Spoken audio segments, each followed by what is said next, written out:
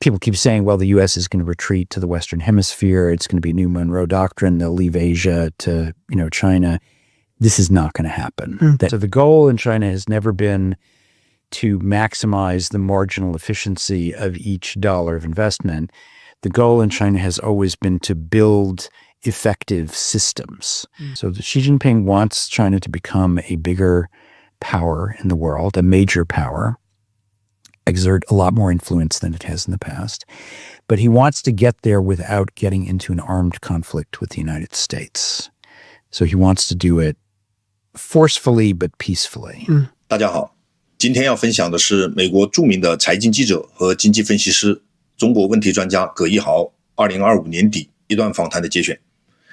葛艺豪，英文名阿瑟克鲁伯，他是著名的研究咨询机构高夫卡的创始合伙人兼研究主管。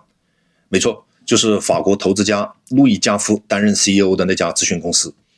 这家机构以对中国经济深刻且务实的分析而闻名，其研究报告是许多全球投资人和决策者必读的参考资料。葛艺豪是国际学界与商界公认的中国问题权威，自1985年首次踏入中国起，他以经济学家的专业视角和中美双栖的生活经历，持续追踪中国经济与社会变迁近40年。除了商业研究的身份，他也拥有深厚的学术背景。目前，他还是纽约大学斯特恩商学院的兼职经济学教授。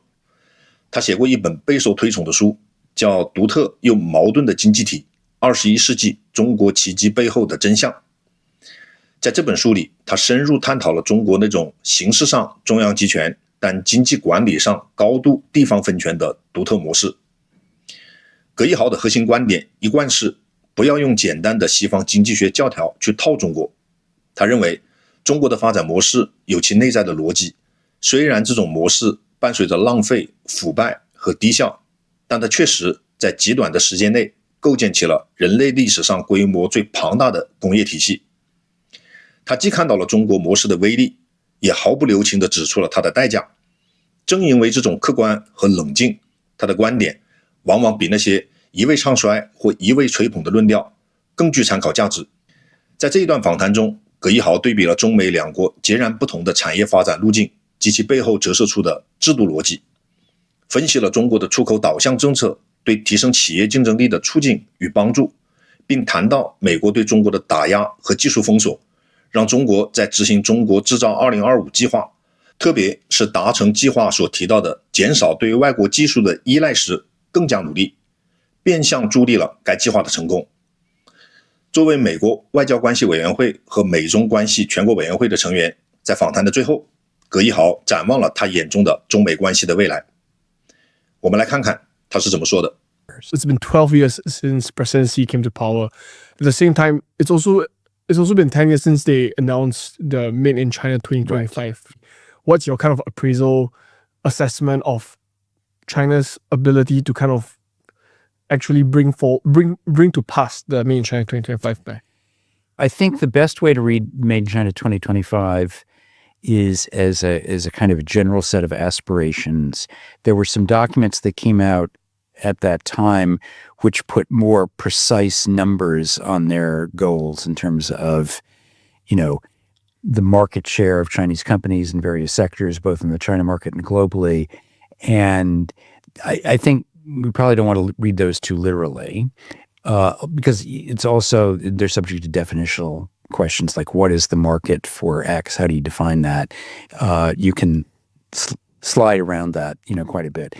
But broadly speaking, the aims of Made in China 2025 were, number one, to promote the use of information technology and other kinds of technologies throughout their entire manufacturing sector, so to upgrade the quality of production across the board.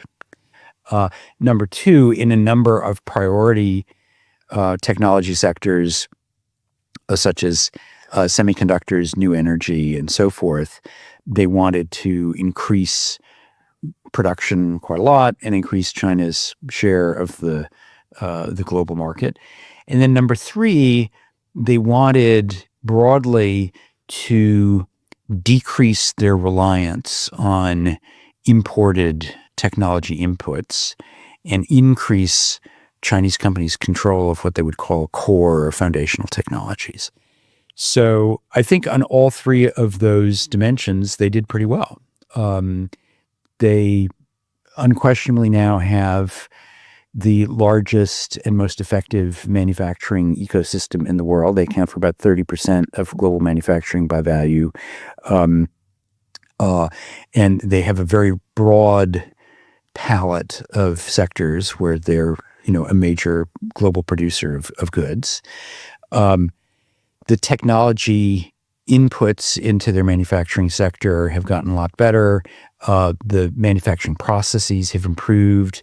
There's a lot more use of artificial intelligence, robotics, and other kinds of systems to make manufacturing more efficient. They've made marked progress in things like green energy technology, some progress in semiconductors, but broadly speaking, across a range of technology sectors, they've increased their capacity to compete globally. And they're a lot less dependent on foreign inputs than they were before. So broadly speaking, I think the program was a success. Now, the other thing you have to ask is, at what cost did this success come? And the answer there was the cost was pretty high. They invested huge amounts of money through various channels.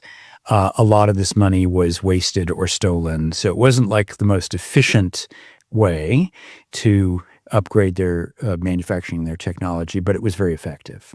What would have been the most efficient way? Well, I guess the question is, what is your goal? Could they have reached the level of success that they have now if they had pursued it in a more efficient, quote, efficient way? Maybe not, right? So the goal in China has never been to maximize the marginal efficiency of each dollar of investment. The goal in China has always been to build effective systems. And they have built a very effective manufacturing system. And I think their point of view would be, okay, so there was some money wasted along the way. Maybe we could have done it a little bit better. But at the end of the day, we got to where we wanted to get to, and that's fine. Yeah. So it's just about kind of, if we have this end goal, as long as we get there, it's fine. What's Right. a few $billion? Yeah, and I think, the contrast that a lot of people in China would make, and is increasingly be made in the U.S., is in the United States, which, until 15 years ago was the world's largest manufacturing economy. Now it's number 2 behind China, and the gap is very large. The U.S. has moved a lot of its manufacturing production outside of the U.S. to China or other parts of Asia or wherever. And the U.S. has been driven overwhelmingly by maximizing financial efficiency. And you could make an argument that this has been very bad for a lot of the leaders in in U.S. manufacturing. So if you look at a company like General Electric or Intel or Boeing, these are all companies that used to be absolutely at the global peak of their sectors. And General Electric is a shadow of its former self. Intel is struggling for survival. Boeing, because of the nature of the aircraft industry, is still pretty important, but they've really, really struggled to maintain quality. And I think that you can make an argument that the emphasis on financial efficiency has made it difficult for the U.S. to maintain the kind of manufacturing capacity that it now decides that it wants to have back, whereas China, less obsessed with financial efficiency, more preoccupied with simply building the systems. I think that the outcome there is pretty clear, that efficiency is not necessarily the be-all and end-all if what you're trying to do is just build a large and successful physical production system. So this obsession with financial efficiency creates, I guess, a sort of perverse incentive to not, I guess, continually improve their production processes. Is that what's the dynamic at play happening? Well, no, it's not quite like that. I think what it has done is that it has led U.S. companies to focus on the areas where they are marginally the best, and where and to remove from the United States activities where it was not maximally efficient to do it, right? So, for example, Apple started out as a manufacturing company. It basically, over time, turned into a design company, but it supervised and controlled and basically created the manufacturing processes in China that enabled its growth.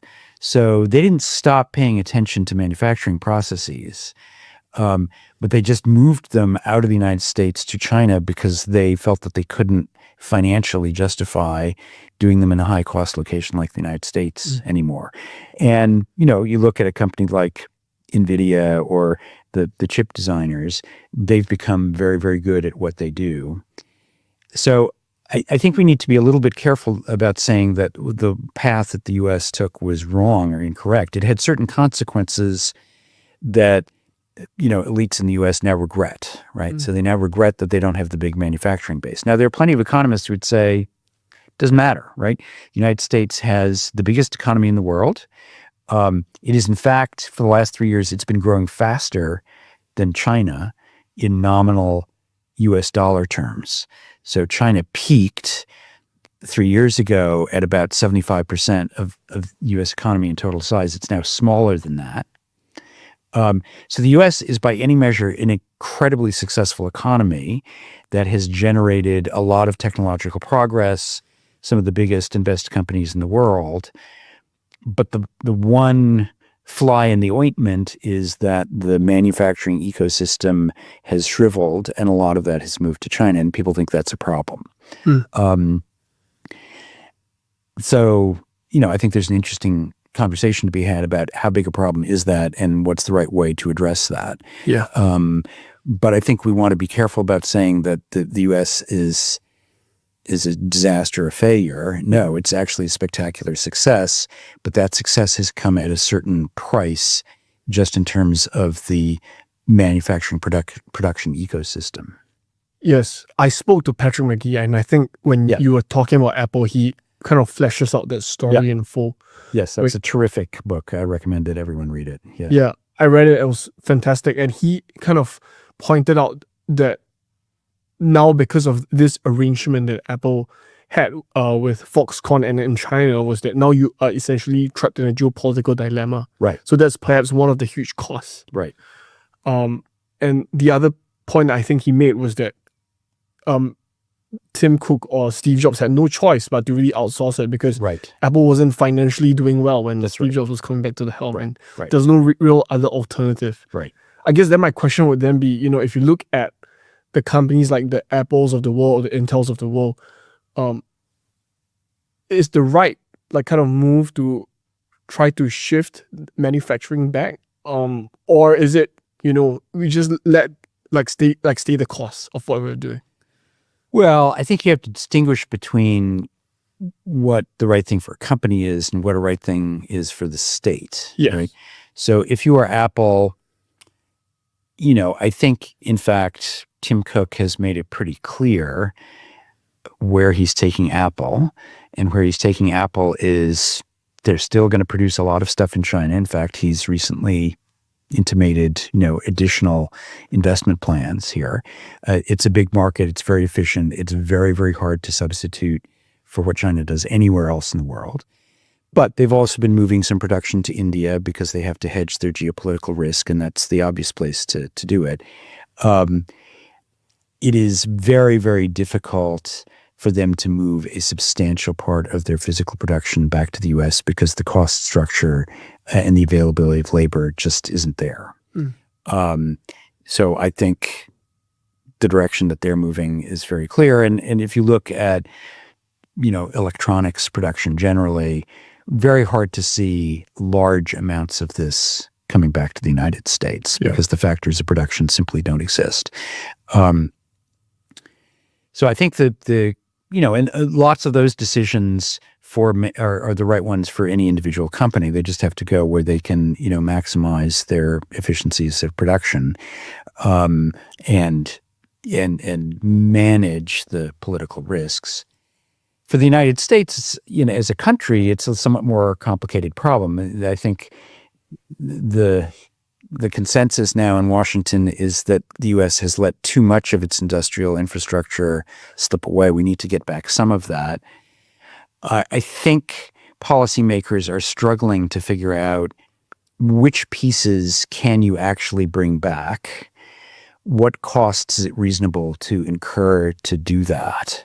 And how do you keep them there? And you had one set of policies in the Biden administration, which was somewhat coherent, but I think also had some problems. Another set of policies under the Trump administration, which I frankly think is completely incoherent and not really well thought through.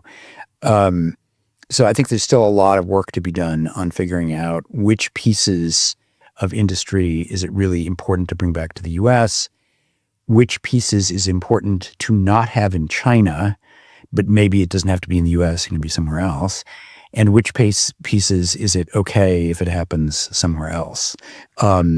Those are hard problems to solve, so it's going to take a while to figure it out.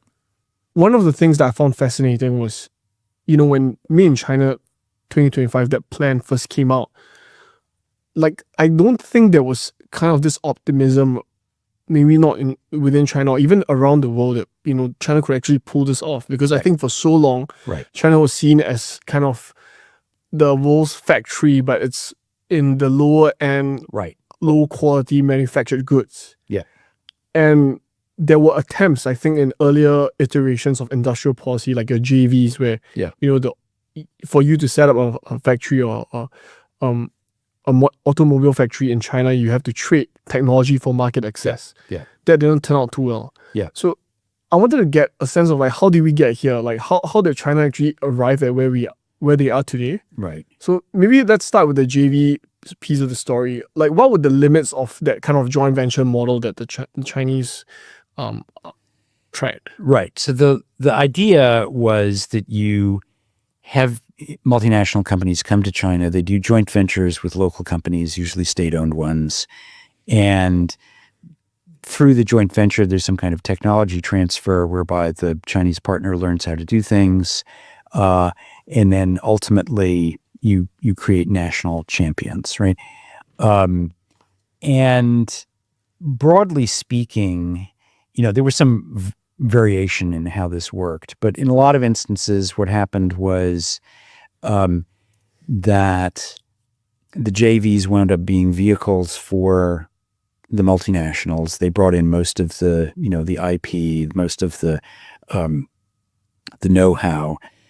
And the domestic partner sometimes just didn't have an incentive other than to sit around and collect the profits from the joint venture. They're really, most notably in the auto sector, the companies, the state-owned companies that participate in these joint ventures never really were successful at creating their own brands or their own technology. They remained captive of these joint ventures, which were essentially profit engines for the multinationals. And multinationals, because they were only owned 50%, basically they had to hand over 50% of their profits to the state-owned partners, but they were making so much money it was kind of okay, right?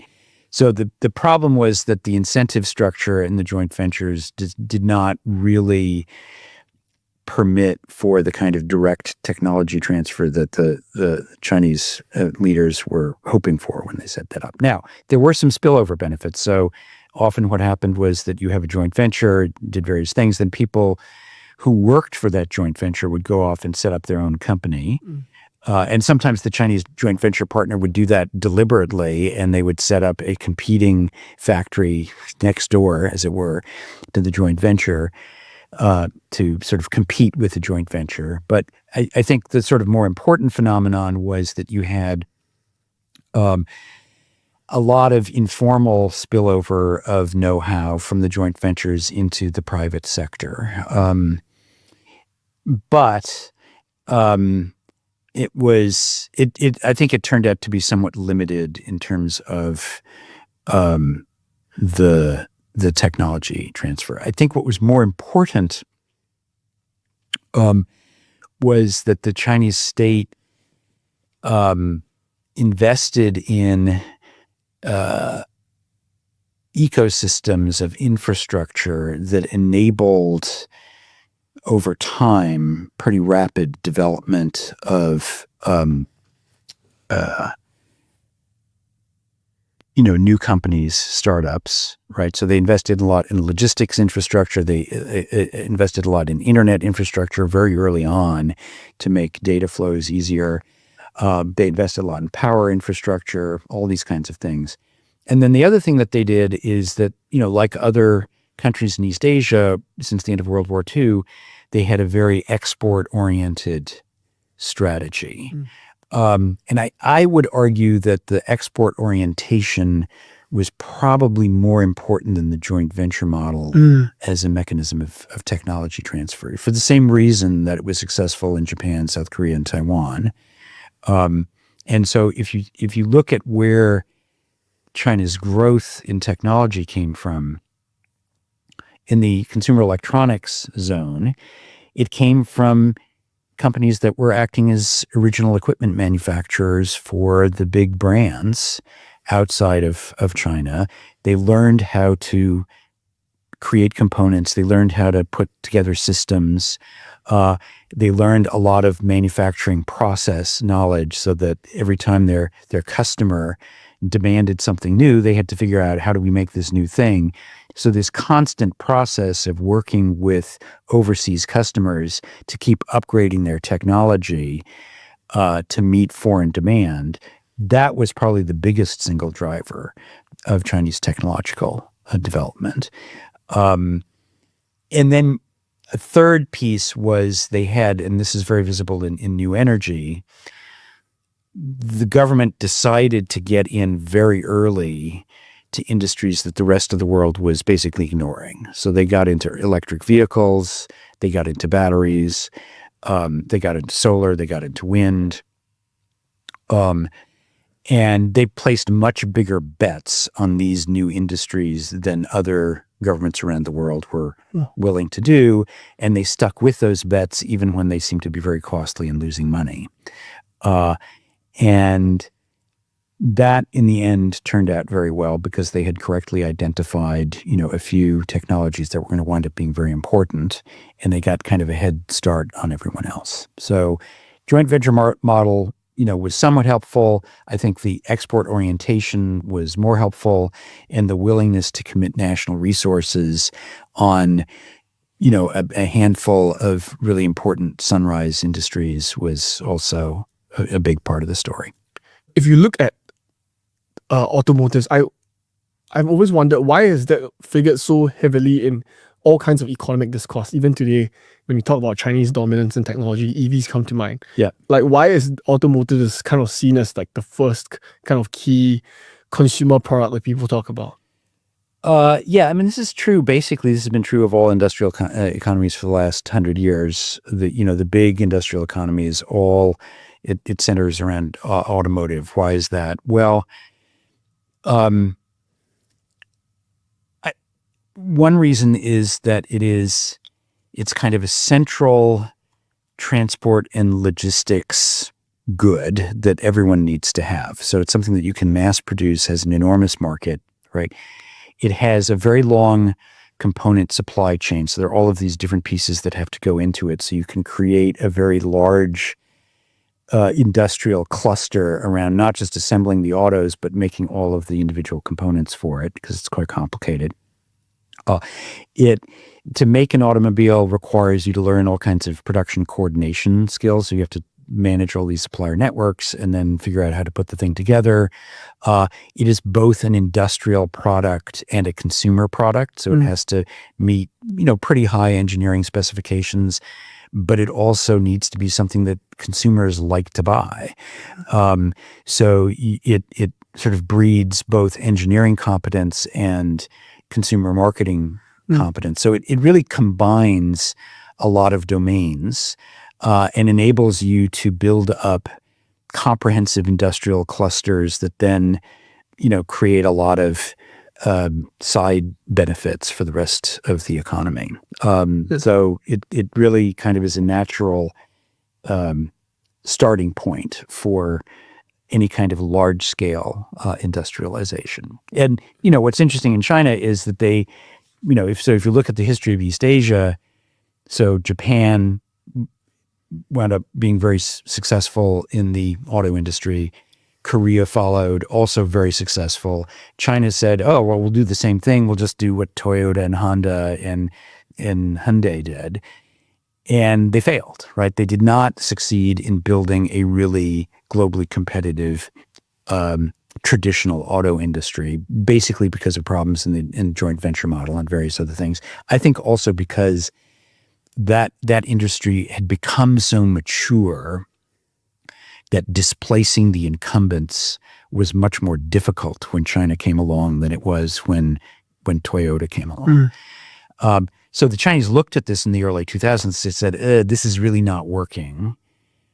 What can we do? Well, the answer was, well, we can try electric vehicles because no one else is making those. We'll get in on the ground floor. There are no incumbents to get in our way.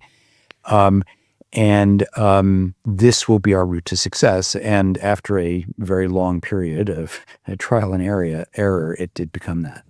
Yeah, I remember in 2013 when I think it was a CNBC interview where Elon Musk was asked about BYD, right? Like he kind of just dismissed it. Yes, right. And like the question would be then like, they went in so early, by right, you kind of have like a first mover advantage. You should be able to kind of gain market share. But why didn't that happen for so long? And we could only see maybe the emergence of Chinese dominance in this space, perhaps only in the last 5 years. Yeah. So there was a combination of factors there. So one is, the internal combustion engine car is a very good product. It's, been very successful for, well over 100 years. It had gotten refined to a very high art. And so, it was not easy to dislodge that. If you want to replace it with electric cars, there are a lot of requirements that you have. First of all, you had to make huge advances in battery technology because the initial batteries were gigantic, very heavy. It was very difficult to get the cars to work properly. So you had to work on battery technology to make the batteries smaller, more efficient, and to operate under a wide range of operating conditions. So there was a non-trivial technological hurdle that you had to get across. And then in terms of adoption, you needed to build out infrastructure in charging stations because who's going to buy an electric vehicle if they can't charge it? And so there's just a very long lead time to getting up to the amount of infrastructure. And then the final hurdle was really interesting. So by 2019, the technology problems had been largely addressed. So they'd made big improvements in battery technology. And so you got decent range and pretty good reliability in the batteries. So at the technical level, they were able to make pretty decent electric vehicles. They'd begun to build out the charging infrastructure. So at least in some cities, it was not that problematic to own an EV. But they had not solved the consumer acceptance problem. And so people in China didn't think of EVs as a car that they wanted to own. It was not, cars are kind of a status symbol. All of the foreign cars, the Audis, the Volkswagens, the Mercedes, the Toyotas, the Hondas, and whatever, at different levels of income were all viewed as status markers and so forth. They were well-designed cars. They were attractive consumer goods that people were used to buying, and people weren't used to buying EVs, and they were seen as kind of gadgets. So that flipped when Tesla was allowed to open up its wholly owned plant in Shanghai in 2019, and they started churning out these cars, which by the standards at the time were very attractive. So Tesla was really the first company to make an electric car into an attractive consumer good, not just a gadget for hobbyists.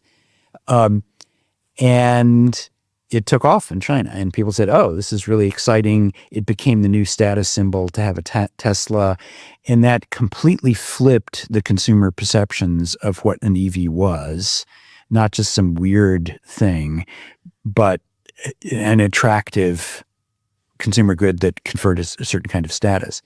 So the initial impact of Tesla for the domestic EV makers was disastrous. I mean, BYD had a huge fall in sales in the year or two after Tesla entered the market. And they realized that technically their cars were fine, but they couldn't compete with Tesla in terms of the consumer appeal. So basically, as I understand it, they went out and hired a lot of designers from established firms, for example, in Germany, to figure out how to design new models that could compete in the consumer market with Tesla. And what is stunning is how quickly they were able to do that, and how quickly they, not just BYD, but a whole host of Chinese electric vehicle makers, were able to flip and, create the right packaging. And then they had a huge advantage because they had the technology down, and they were so used to operating in this cutthroat Chinese market that they knew how to keep their costs down. So they were able, in the end, to create very attractive cars that performed basically as well as Tesla's, if not better, at significantly lower cost. And then that is what flipped things. And, it still kind of astonishes me how quickly that transformation occurred. Yeah. And I'm not sure I fully understand why it was so fast, but it was very impressive. Okay, because I think there are also like some of the arguments. There's something like someone like Patrick McGee would say it's like the Tesla also created that catfish effect, right? Where it's like you have this foreign EV company that came in.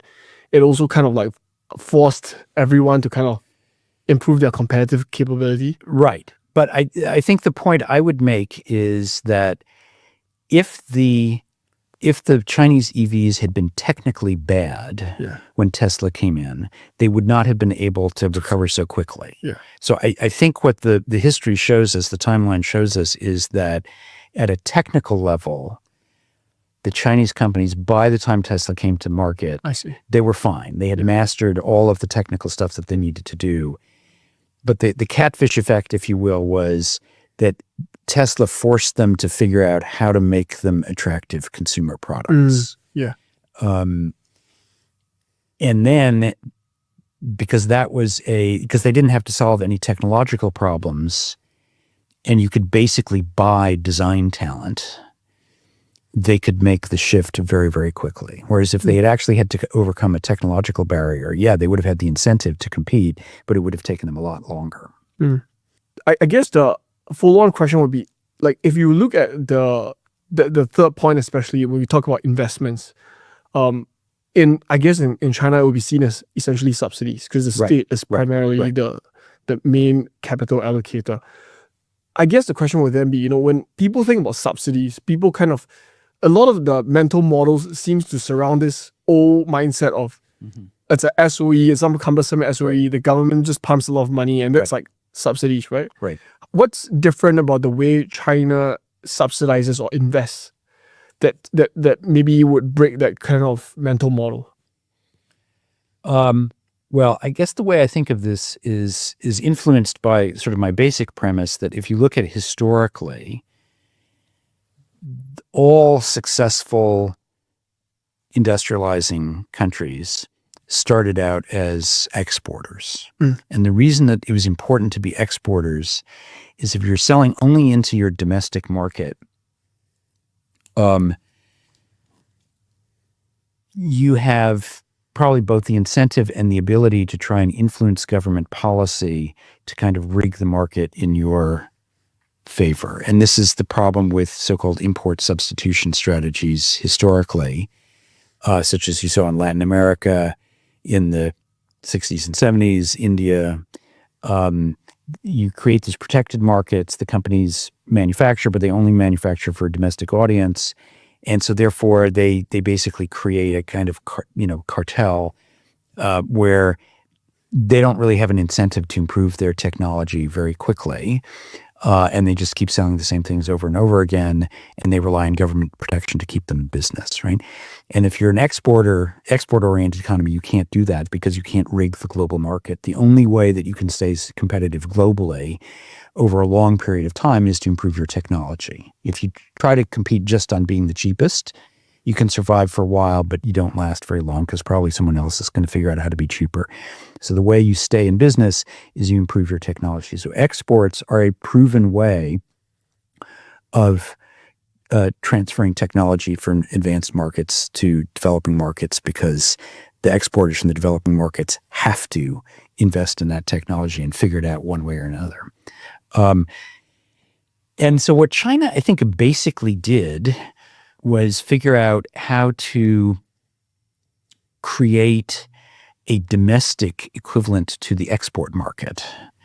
So the domestic market for all kinds of consumer stuff in China is notoriously competitive.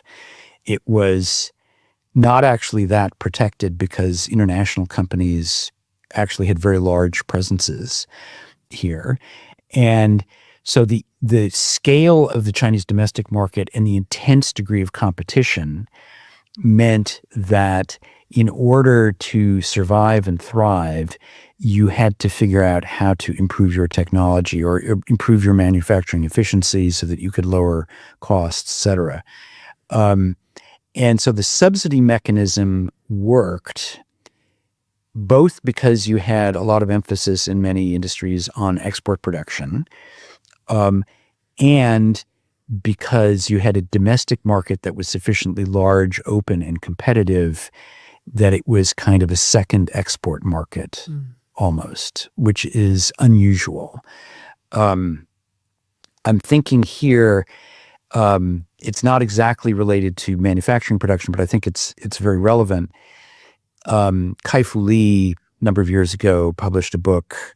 So he's a Chinese venture capitalist, used to run Google's operation in China, very astute observer of the Chinese technological scene. He wrote a book called AI Superpowers, which made some, I think, rather questionable claims about, the likely development of artificial intelligence. But in that book, he describes in great detail the internet ecosystem in China, and he compares it specifically to the Silicon Valley ecosystem. And his basic point, which I think is totally true, is that the Chinese system was way, way, way more competitive and cutthroat than Silicon Valley.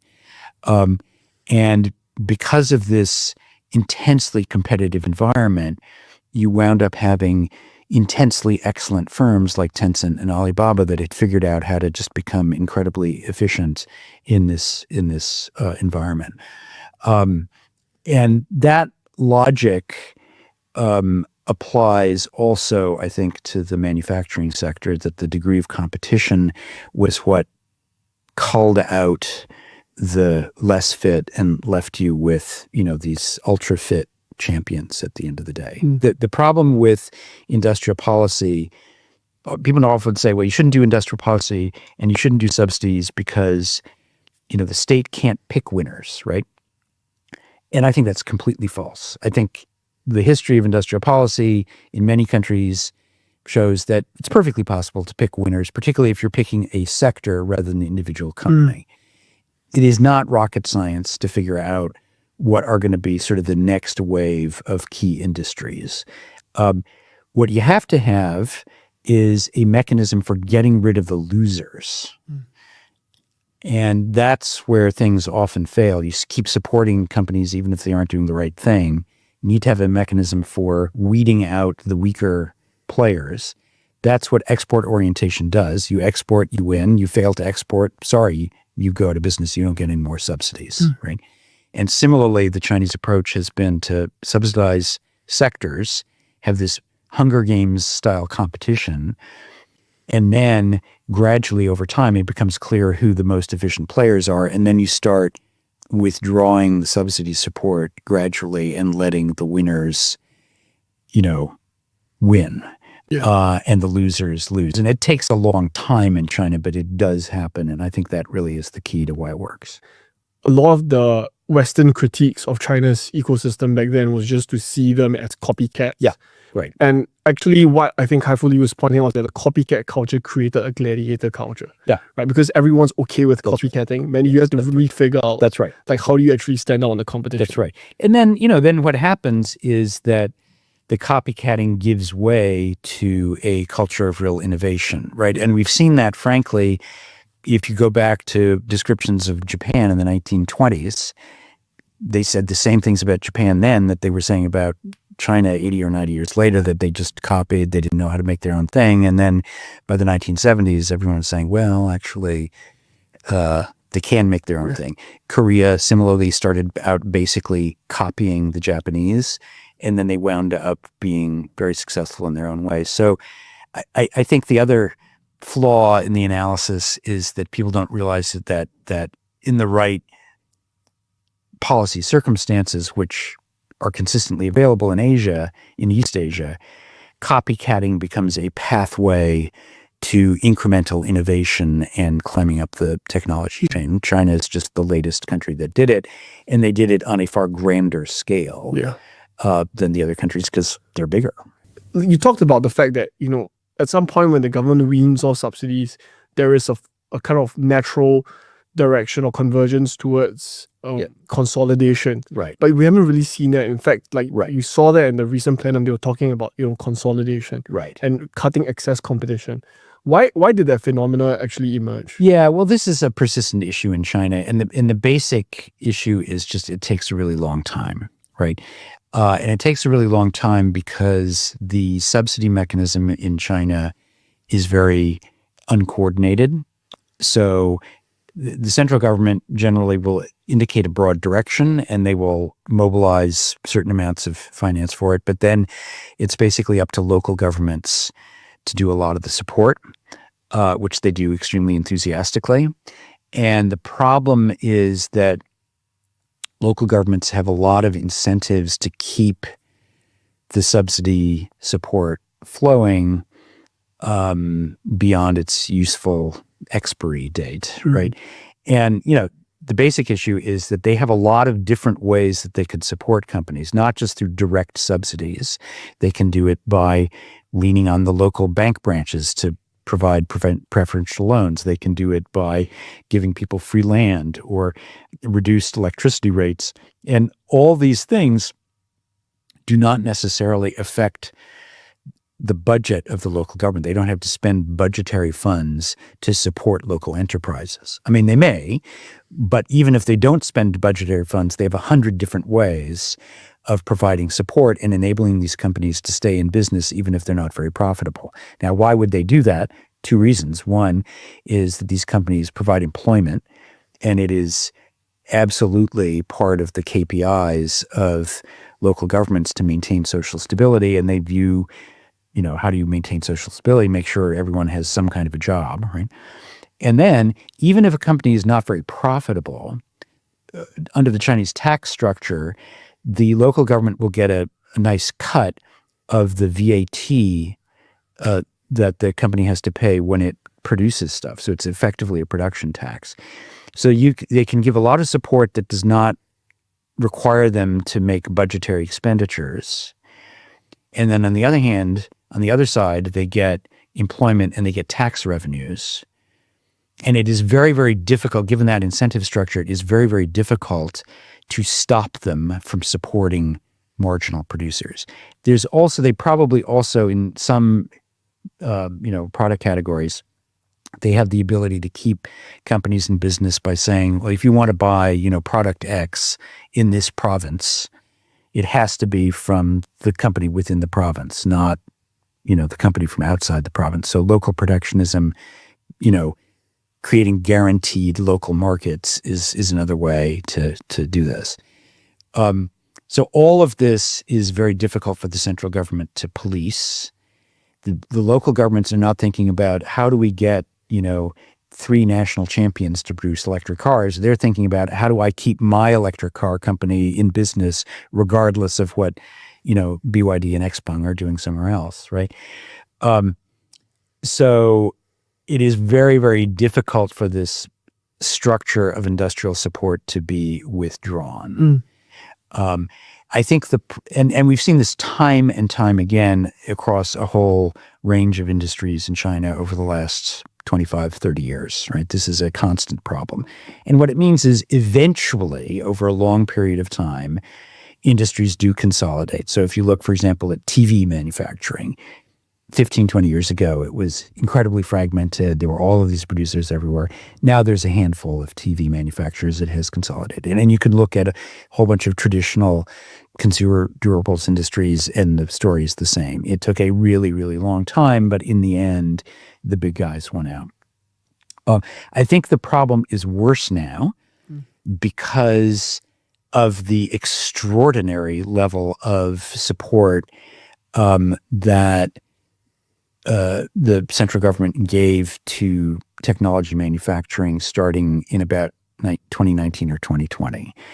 And between 2019 and 2023, span of 4 years, annual new loans to manufacturing rose from 500 billion renminbi a year to 3 trillion. So they rose by sixfold in just 4 years. It was an enormous fire hose of cash going into all kinds of, if you could claim that you were doing some kind of technology manufacturing, you could get a loan.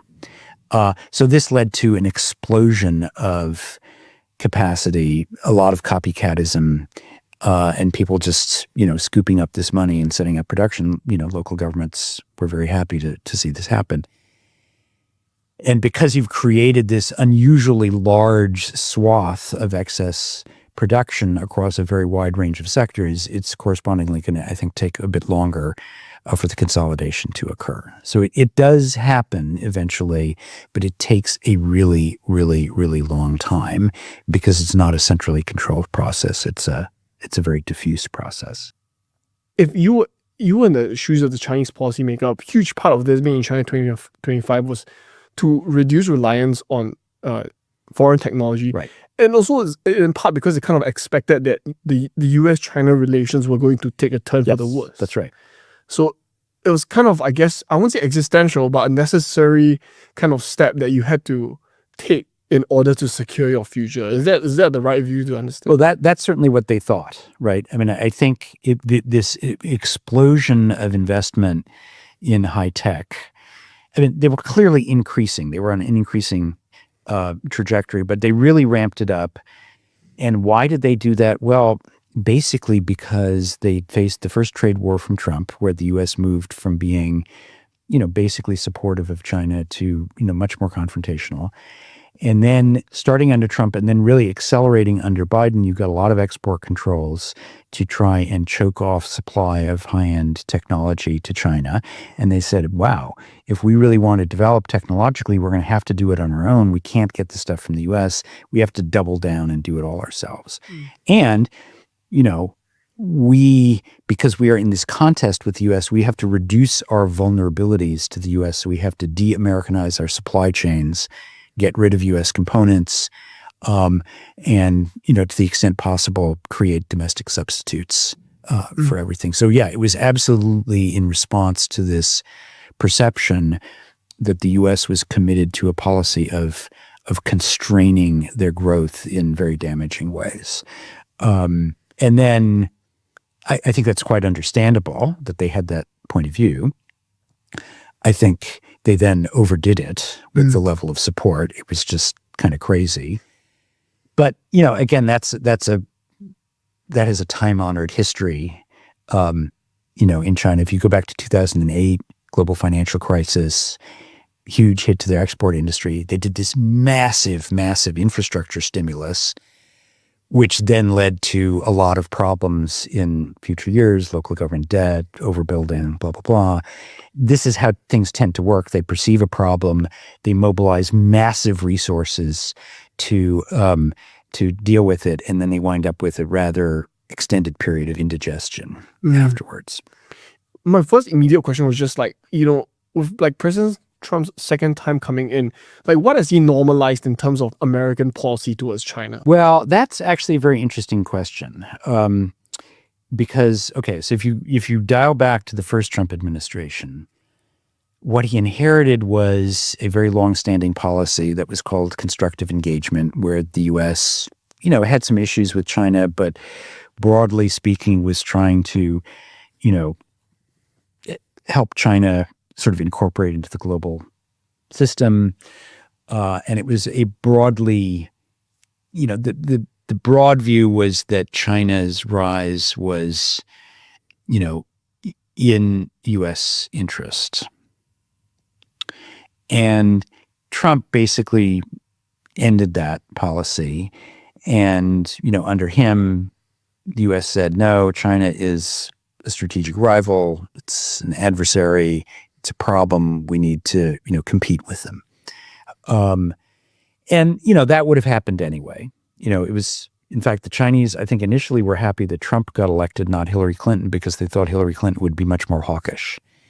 And it was, so basically he crystallized a development that was already ready to be crystallized, that the U.S. was going to change its perspective.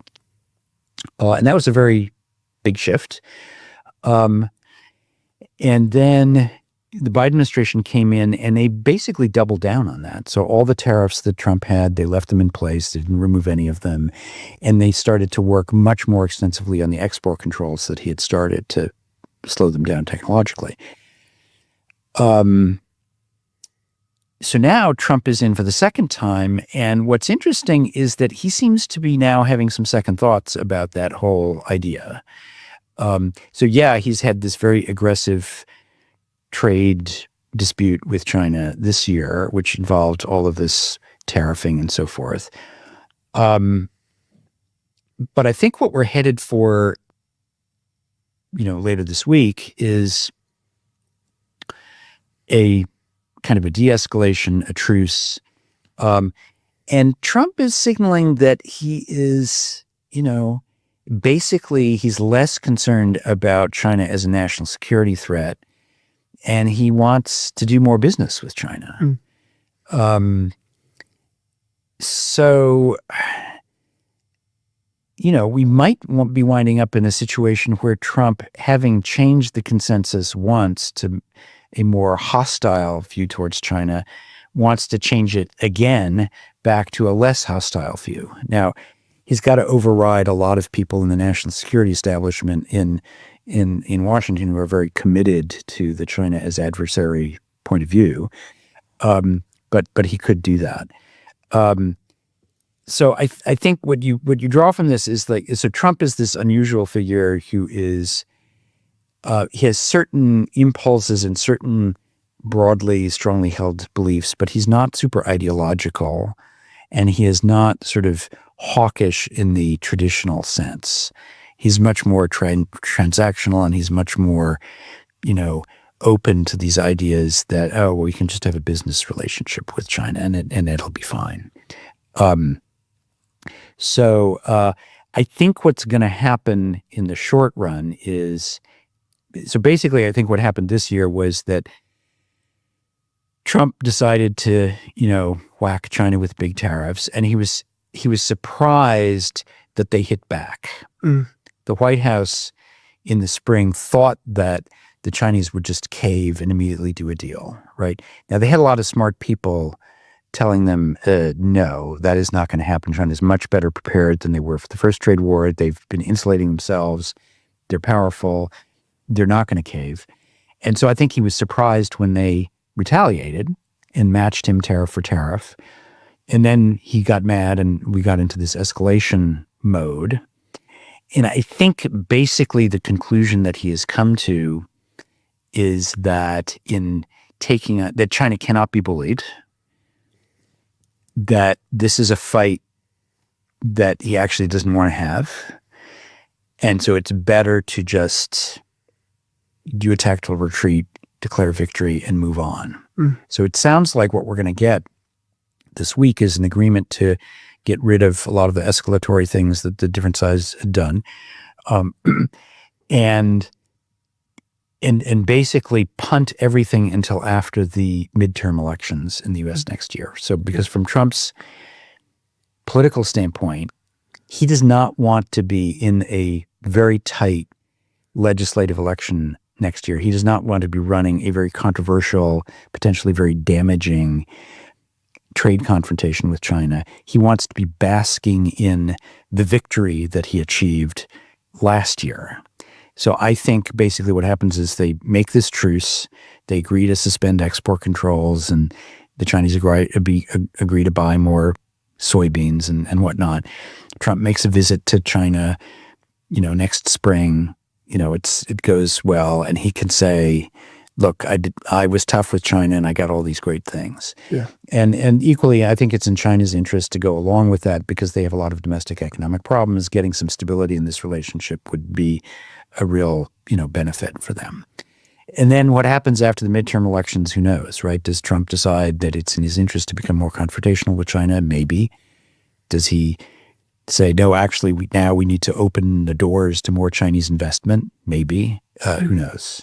They could go a lot of different ways. But you kind of showed that, like this Trump's tariffs is kind of like a paper tiger, right? Where it's like China is still very competitive in its exports. Yeah. So from my point of view, it's like China has leverage. And there is another point, which is that they also has control over the rare earths. Yes. So why is it really in their incentive to kind of like settle for a truce? Basically because, so I think you have to think about what's the hierarchy of needs for the Chinese government. I think the top priority for them is having a stable global economic environment in which to operate and expand their influence. Because I think the basic view in Beijing would be, as long as we have global stability, we are in great shape because we are super competitive.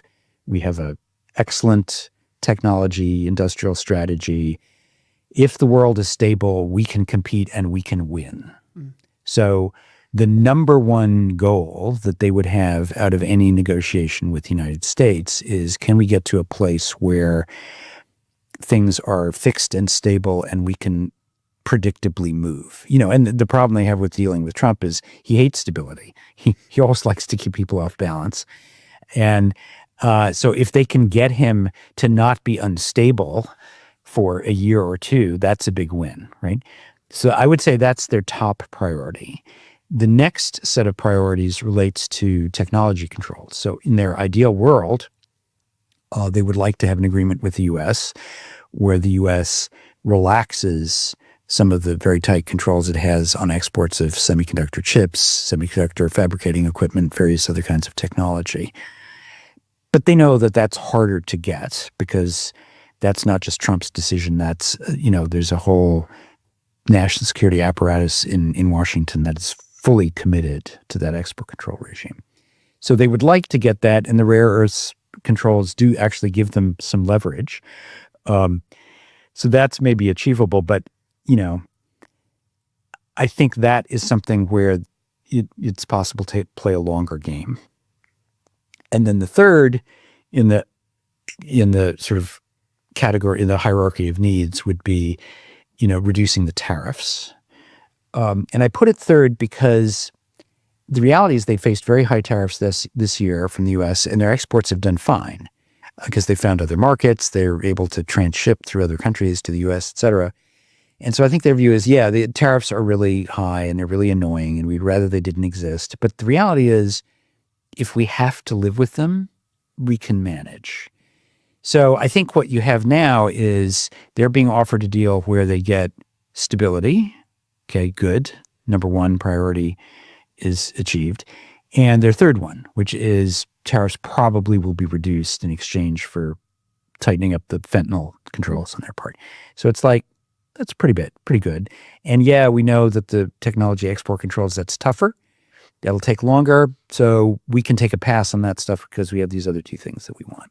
The longer term game seems to me that it's, at least from the US side, it's kind of trying to escape the Chinese chokehold on rare earth minerals or rare earth materials. And then for the Chinese side is to kind of have their own indigenous like chips, right? Where they don't need to be reliant on your NVIDIAs of the world. Right. Yeah. And that seems to be like the longer term play. What is actually like the best option for both sides? Like in the medium term, how would they actually kind of, I guess, escape their weakness or their interdependence in those areas? Okay, well, I want to deal with the question there at two levels. So I'll deal with the question they asked directly, and then I think there's a question that lies behind that I want to talk about.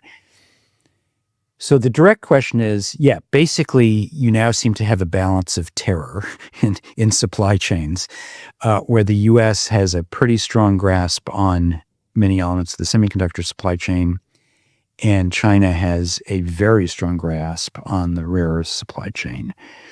And the two are connected, actually, because some semiconductor production depends on rare earth inputs.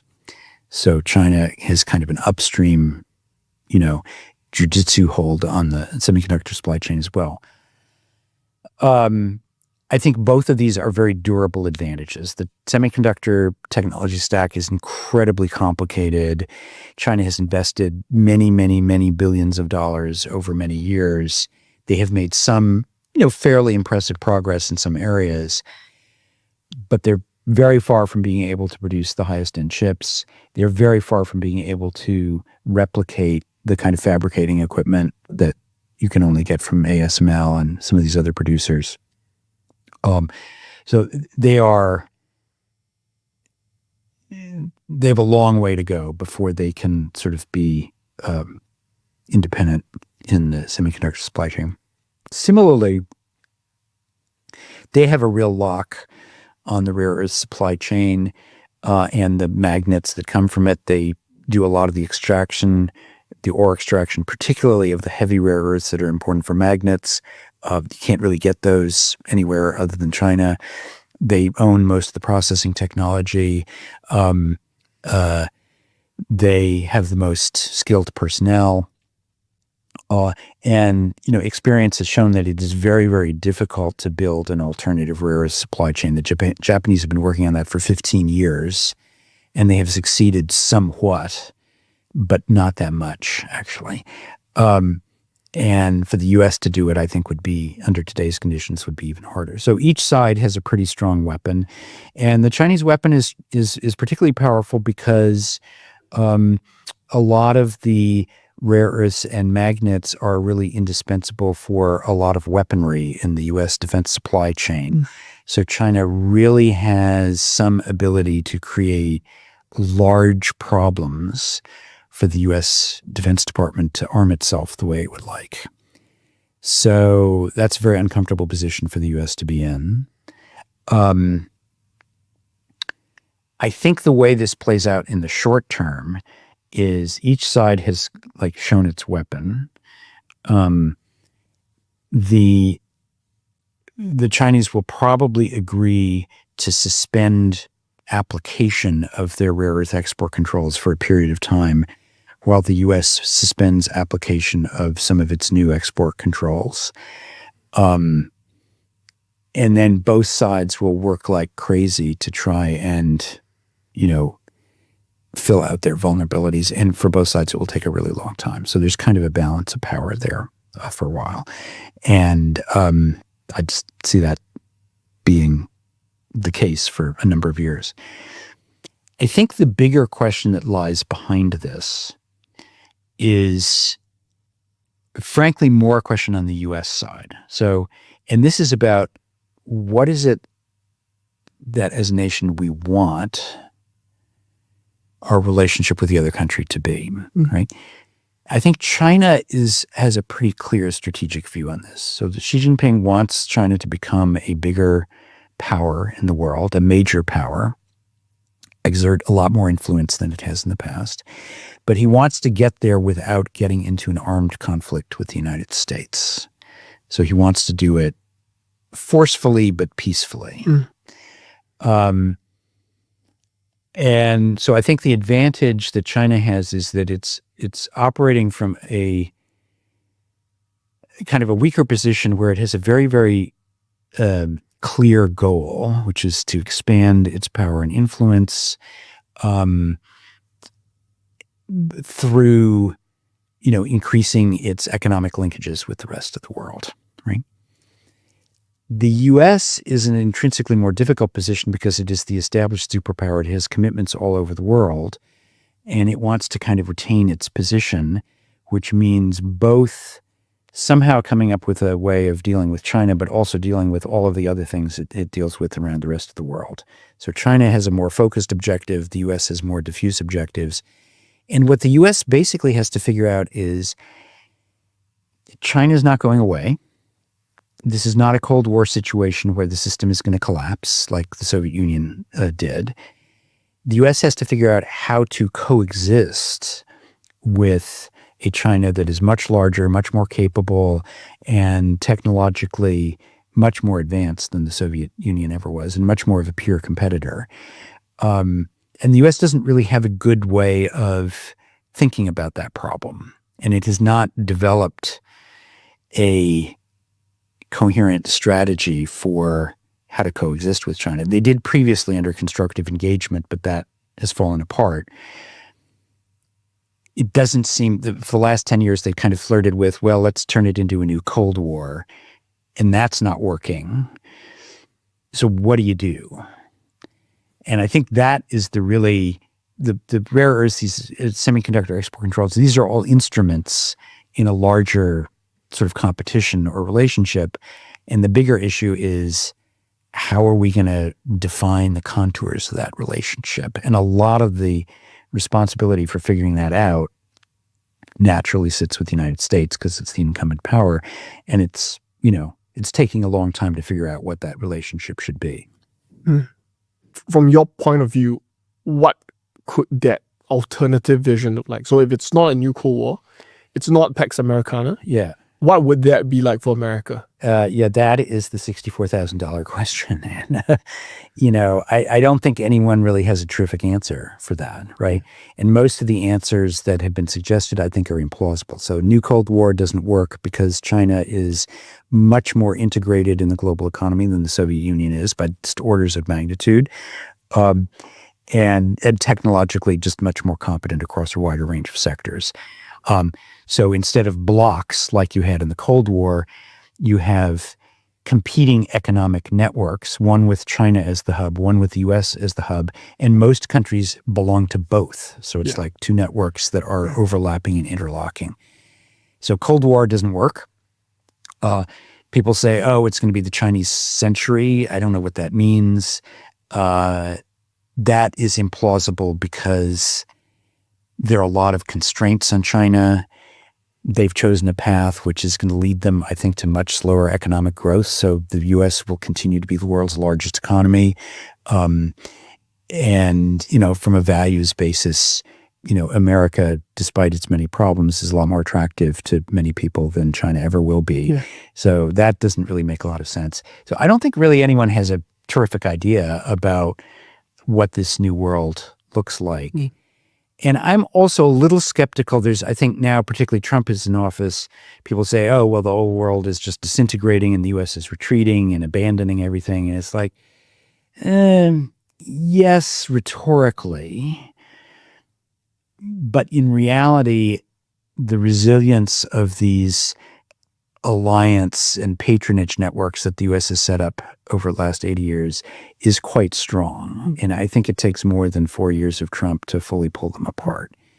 So frankly, I don't know. I mean, we are in terra incognita here. We've never had a situation of this type where you have two highly competent global powers that in some dimensions are kind of at near parity, highly interconnected with one another and very difficult to dislodge. I have not solved that problem. Yeah.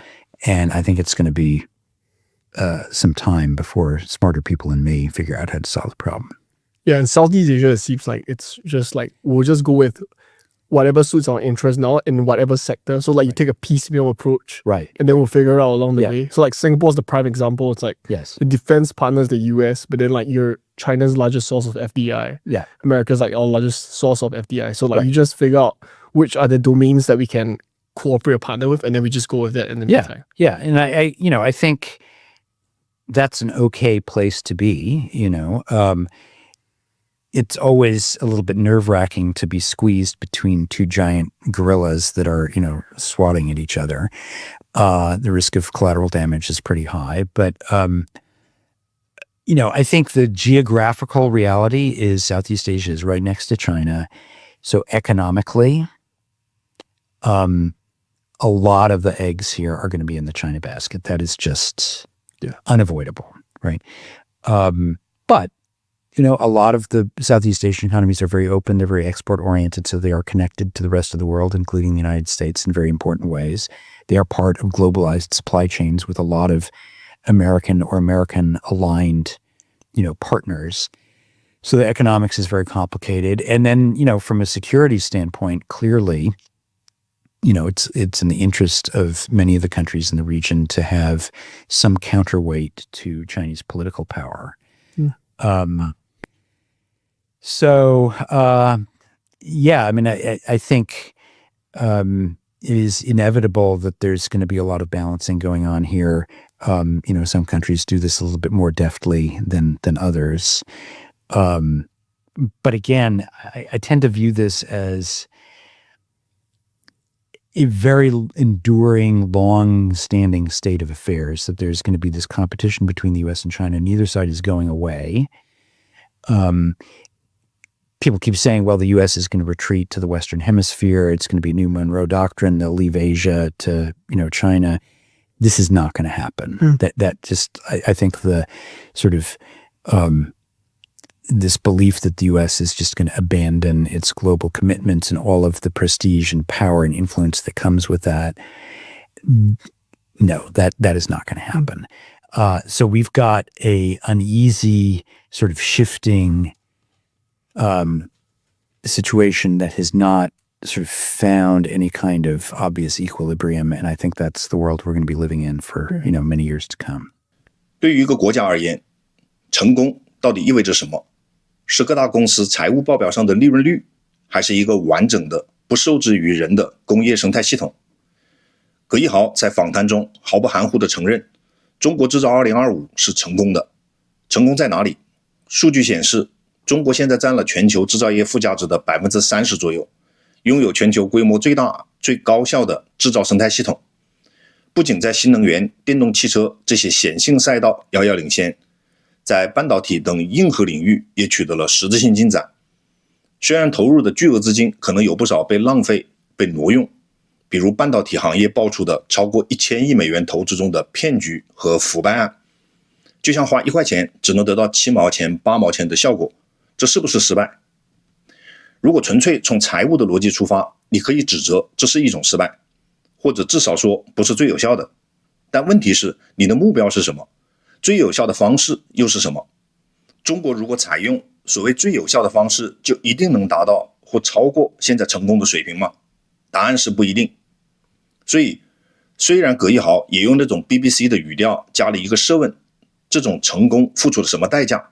代价相当高昂，但同时他也给出了一个更宏大的视角。中国的目标从来都不是最大化每一个美元投资的边际效率，而是建立高效的体系。这就像下围棋和打扑克的区别，打扑克追求的是每一手牌的胜率最大化，讲究快速收益，而下围棋为了占据大势，有时候不得不下出一些局部亏损的棋，甚至要主动弃子。中国这10年的做法显然是在下一盘很大的围棋，哪怕光伏产业出现过产能过剩，哪怕电动车行业现在内卷严重，利润微薄，但结果是全球新能源车的产业链从上游的锂矿加工到下游的电池回收已经离不开中国。这种体系一旦建成，就有了极强的韧性和话语权。反观美国，痴迷于对财务效益的追求，对于成功公司的股东来说是完美的，因为毛利率高得惊人。但正如访谈中提到的那样，这种模式带来了地缘政治的困境。当苹果发现自己绝大部分的生产都集中在某一个地区时，它就失去了选择的灵活性。更深层的问题是，当企业把制造环节全部外包，它实际上外包的不仅是工厂，还有整个工程化的能力和工艺迭代的经验。小米为什么能在短短3年内造出在绿色地域纽博格林赛道刷圈的超跑？因为中国有现成的电池供应链，有成熟的工程师红利，有完整的模具和零部件生态。而苹果在砸了数十亿美元耗时10年后，为什么最终放弃了造车？因为在美国，他发现即便有最顶尖的芯片设计能力，却找不到一个能支撑他快速、低成本、高质量的将汽车量产落地的生态系统。这就是体系的力量。美国企业为了追求极致的财务回报，把体系的躯干剥离了出去，只保留了最赚钱的设计和品牌。结果就是他们虽然依然富有，但正在丧失做事的能力。这就是葛艺豪说的，我认为需要区分对企业而言的正确做法和对国家而言的正确做法。对企业来说，正确是什么？是生存，是利润，是对股东负责。所以蒂姆·库克把生产放在中国是正确的，因为那里的生产要素无可替代。把部分产能转移到印度对冲风险也是正确的。企业是流动的资本，它没有祖国，它只有资产负债表。但对国家来说，正确是什么？是安全，是就业，是产业链的自主可控，是面对极端封锁时还能活下去的能力。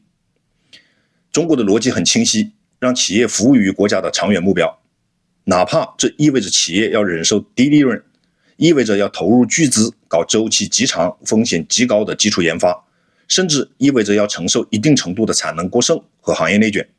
国家要的是你在这个体系里待着，哪怕卷，也要把对手卷死，把技术壁垒攻破，把产业链的每一个环节都填上中国企业的名字。这种模式在财务上不一定是最有效的，但在地缘政治上却是最有效的。美国现在想做出调整和改变，拜登政府想用芯片法案把制造业带回来，特朗普政府想用关税大棒把它逼回来，但说到底，这是国家政治制度的宿命，改变真的很难。在美国，政府很难制定一个长达10年甚至30年的产业发展规划，因为每4年一次的选举会随时打破政策的连续性。更重要的是，美国的政治体制是为资本服务的，资本追求的是短期回报。当英特尔面临财务压力时，股民和董事会会逼着他削减资本开支，回购股票，拉高股价，而不是逼着他去砸钱建晶圆厂。这种制度下，企业的财务效率必然压倒国家的战略需求。